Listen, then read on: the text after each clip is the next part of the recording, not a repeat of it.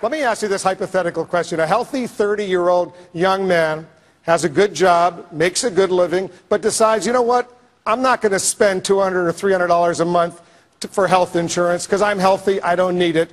But, you know, something terrible happens, all of a sudden he needs it. Who's going to pay for if he goes into a coma, for example? Who pays for that? In a society that you accept welfareism and socialism, he expects the government to take care of him. What do you want? But what he should do is whatever he wants to do and assume responsibility for himself. My advice to him would have a major medical policy, but not before. But he doesn't have that. He doesn't have it, and he needs intensive care for 6 months. Who pays? That's what freedom is all about, taking your own risk. This whole idea that you have to prepare and take care of everybody. But, Congressman, are you saying the society should just let him die? No.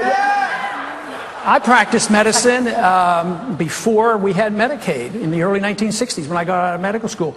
I practiced at Santa Rosa Hospital in San Antonio, and the churches took care of him. We never turned anybody away from the hospital, and we've given up on this whole concept that we might take care of ourselves, assume responsibility for ourselves, our neighbors, our friends, our churches would do it. This whole idea, that's the reason the cost is so high. The cost is so high, we cause it, dump it on the government, becomes a bureaucracy, it becomes special interest, it kowtows to the insurance companies and the drug companies. Then on top of that, you have the inflation. The inflation devalues the dollar. We have lack of competition. There's no competition in medicine. Everybody's protected by licensing. We should actually legalize alternative health care, allow people to practice what they want. Just like bad politicians, there are bad doctors. And sometimes they're combined, like in the case of phony pro-lifer and kook, Ron Paul. During the debate, Wolf Blitzer asked Ron Paul a pretty significant question that actually relates to his real life and someone's former real life. Ron Paul had a staffer named Kent Snyder. Kent Snyder wasn't able to buy insurance, according to his mother, because it wasn't affordable due to a pre-existing condition. Snyder, who was Ron Paul's campaign manager in 2008, raised about $20 million for Ron Paul. Ron Paul says, you ought to take care of yourself. Take care of everything yourself. Do it all yourself. So essentially, Ron Paul would be saying that if you applied that to himself, he should raise his own goddamn money for his campaign. The campaign only serves himself anyway. This poor 30-year-old man became quite ill and was hospitalized. His family and friends were able to raise $32,000, but when he died, penniless, he left $400,000 of real debt behind.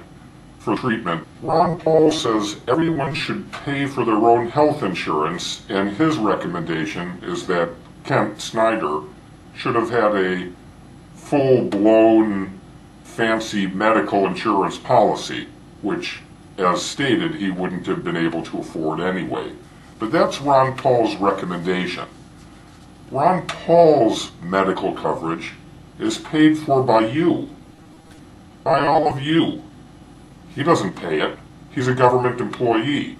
Incidentally, he's for 5-year term limits and has served in a political career position for nearly 2 decades, for 18 years. Paul says in cases of Snyder's, where medical bills could exceed millions of dollars, charities ought to absorb it. So he's so compassionate, rather than have his own country have insurance policies and programs set up, free care, universal health care, and medical care, rather than have that, he wants to pass the buck to someone else, even though he's provided for by all of us, a government program. He's one of the creepiest people we've ever heard of. He's an idiot. By operating by his principles, you would be responsible for providing your own police, your own fire department. So if your house burned down because you accidentally did something that burned it down, Ron Paul would say you're on your own.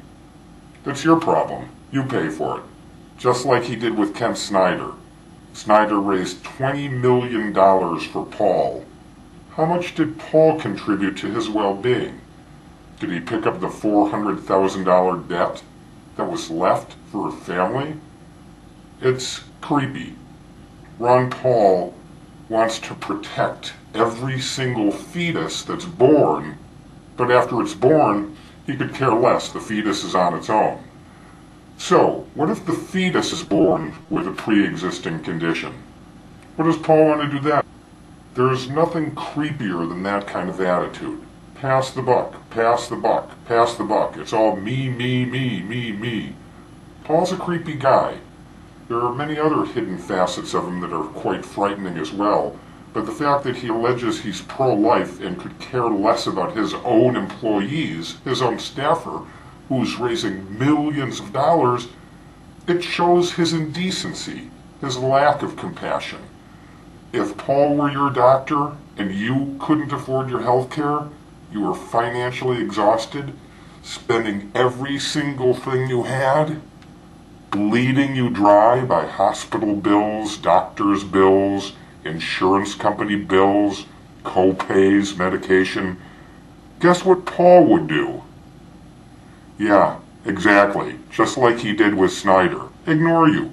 So the very last doctor you would see if you became critically ill and couldn't afford continuing care would be Ron Paul, as he left the room. What a fine man.